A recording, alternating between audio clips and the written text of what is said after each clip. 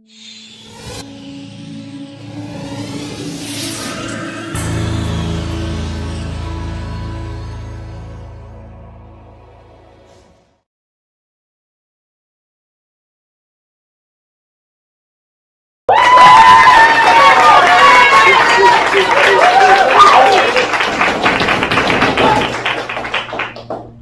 start by playing a game. So I'm just going to show a picture of a flag and you just have to guess the country.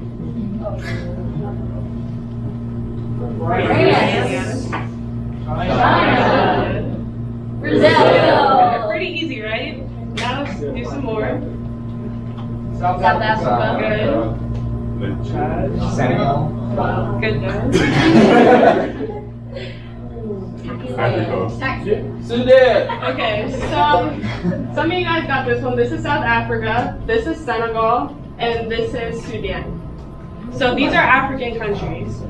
Throughout the American school curriculum, besides talking about the Egyptians in the 6th grade, we don't really learn about Africa and her history. The same cannot be said about the Americas, Europe, and Asia. We learn about the major events that took place in these continents, confusing how Africa is literally in the middle of Earth, where life literally started, yet we don't really learn about it. Weird, right? As a Nigerian American, I've always seen how misunderstood Africa was.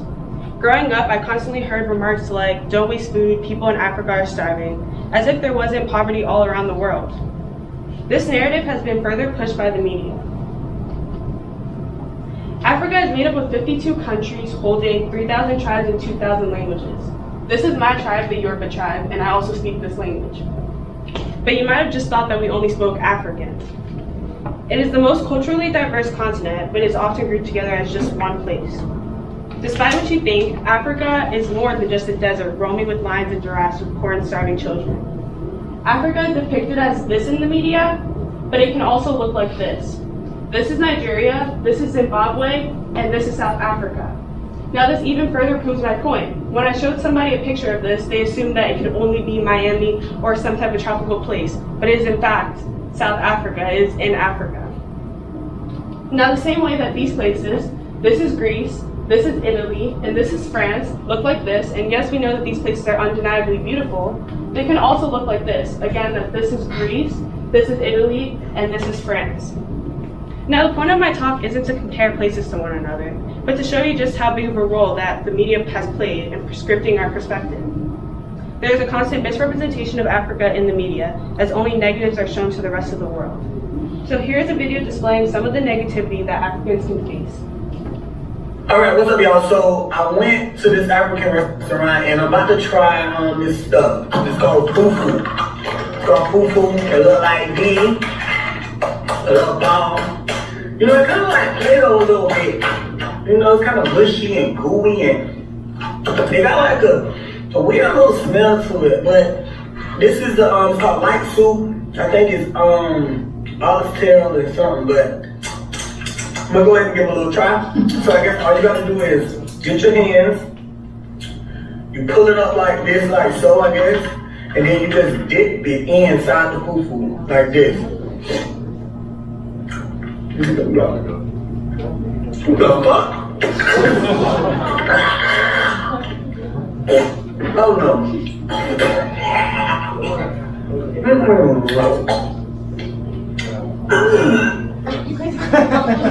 Okay, so this is just one example of some of the discrimination that we can face as Africans. Instead of simply just saying that, oh, I did not like the texture of the food or I did not like the taste, this man decided to be disrespectful and act inappropriate.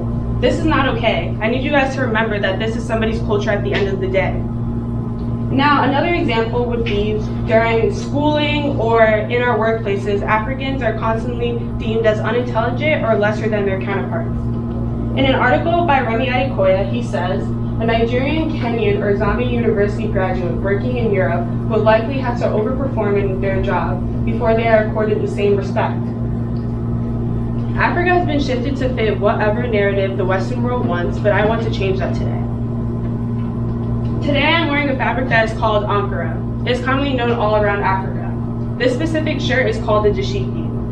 As you can see, we love color. Any print, design, or color combination that you can think of, it's an Ankara, trust me. Now this is something that we'll wear for more of like a casual type of clothing, but if it's something for either like a party or a wedding or anything more formal, you'll see us in this type of clothing. So women will wear something that's called an ashoebi, and men will wear something that's called an agbada. Now these terms are more native to Nigeria, but it can be something called completely different in another country like Senegal. It can be called a bubu, for example.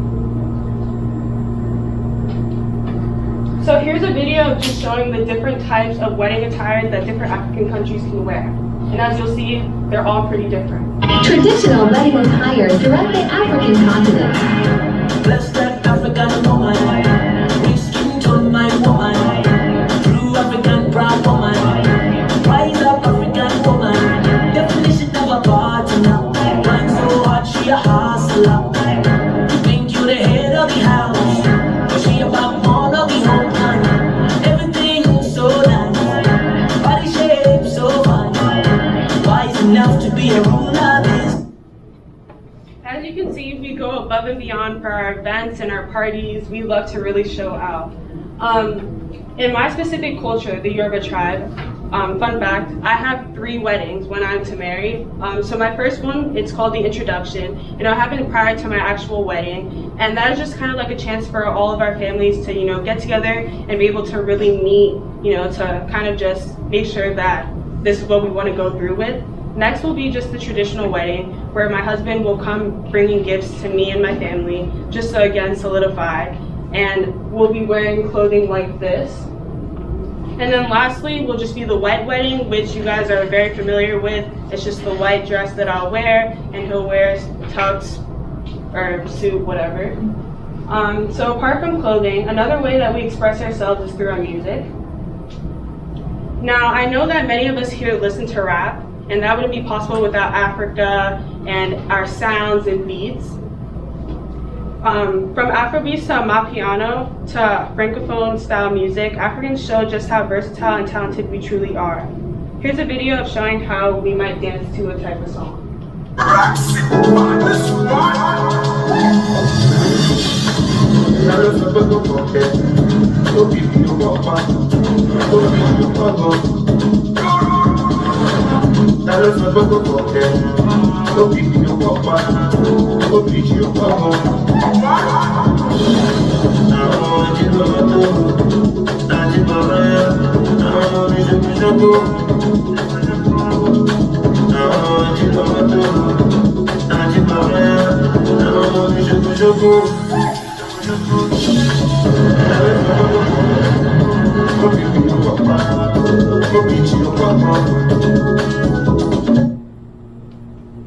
So this style of dance that she did inside the video was called life work, and this specific type of music was called Afrobeats. So even though that many of you guys haven't probably seen this style of dance or are not used to seeing this before, I can tell you for sure that she absolutely killed it. Now this is exactly what I'm talking about. From this talk, I want you guys to take away one thing, and it's to be more open. Your everyday foods, music, dances, and lingo aren't the same all around the world. So instead of ostracizing a culture, learn to be more accepting of the world around you and the world we live in today. Thank you.